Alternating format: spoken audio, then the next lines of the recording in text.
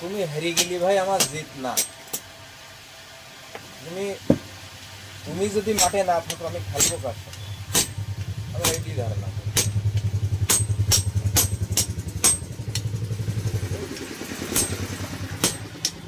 আমার প্লেয়ার দরকার, এই জগতে প্লেয়ার দরকার, ভালো ভালো প্লেয়ার দরকার।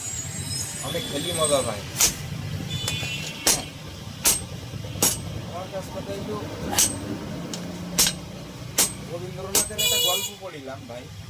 গল্পের নামটা আমার ভালো ক্লিয়ার আমার মনে নেই, যেহেতু আমরা মানে তখন আমি অনার্সের বাইরে মনে আছে কিনা বলতে পারবো না। গল্পটা এই যে রবীন্দ্রনাথের বর্ষা কবিতাটা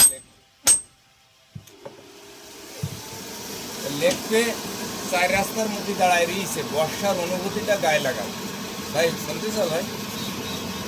বর্ষার অনুভূতি